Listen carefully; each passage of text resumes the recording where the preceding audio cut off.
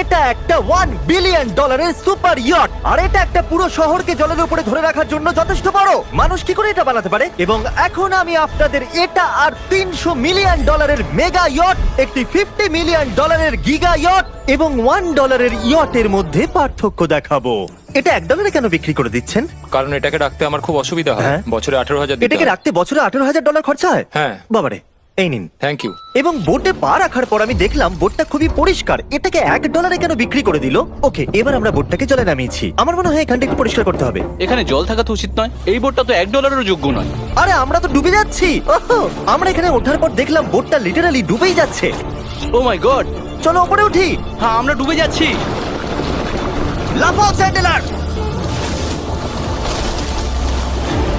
ভাই আমার, আমি ওটার জন্য $1 দিয়েছিলাম।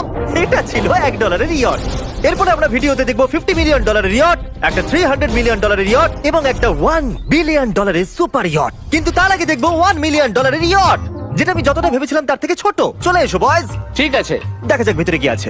$1 মিলিয়ন ইয়টে সারপ্রাইজিংলি একটা বড় লিভিং রুম আছে, আর লোয়ার ডেকে আছে একটা মাস্টার বেডরুম, আর একটা বেডরুম যার ভিতরে আমি সোজা হয়ে দাঁড়াতেই পারছি না, এবং একটা ডাবল বেডের বিছানাও আছে বাচ্চাদের জন্য। কি তোমার বাচ্চা আছে? Chris, Chandler, Carl, Nolan. ভেবো না বন্ধুরা, আমি সামলে নেব। কেউ কি ডেকের উপর আছে? প্লিজ থামো, তোমার কথা শুনে রেস্কিউ টিম চলে আসবে। আমাদের কোস্ট গার্ড দরকার। দেখা যাক এটা ঘোরালেও পড়ে যায় কিনা। দাঁড়াও। এতে বেশ মজা হচ্ছে।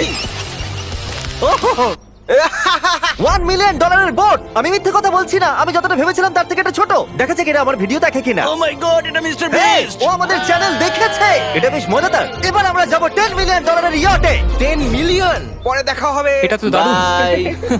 ও মাই গড, এটা তো খুব ফাস্ট। আর এখন আমরা আছি $10 মিলিয়ন ইয়টে। এবার দেখা যাক এটা কেমন। আরে বাপরে, এর সামনেটা তো খুব বড়। এটা তো এর আগেরটা থেকে সত্যিই খুব বড়। ভিউটা দেখো শুধু। সূর্যের তাপ প্রচন্ড, আমি পুড়ে যাব না তো? ও মাই গড, এই তো এটা একটা দারুণ বেডরুম। $9 মিলিয়ন বেশি খরচা করার পর এবার আমি ভালো করে দাঁড়াতে পারছি। আর সিঁড়ি দিয়ে নিচে নামার পর আমরা পেলাম আরো 4টে ম্যাসিভ বেডরুম। দুটো টয়লেট এখানে পাশাপাশি কেন? একটা ধোয়ার জন্য। ধোয়ার জন্য? এখানে পুপ করবে আর এখানে ধুয়ে ফেলবে। টয়লেট পেপার ইউজ করে না কেন?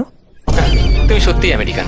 সিঁড়ি দিয়ে ওপরে উঠে আরেকটা সিটিং এরিয়া। ও মাই গড, $1 মিলিয়ন ইয়টের সিটগুলো ছিল লেদারের আর গরম। এগুলো কিন্তু তুলনায় খুবই সফট। সফট আর প্র্যাকটিক্যাল। এখন অবধি এই বোটটা আমার সব থেকে বেশি ভালো লেগেছে। দাঁড়াও, পরের বোর্ডটা দেখার জন্য অপেক্ষা করো। ওটা বিশাল। যেহেতু এটা খুব বড়, আমি আমার সব বন্ধুদের ডেকে নিয়েছি, যাও মজা করো। চলো চলো চলো।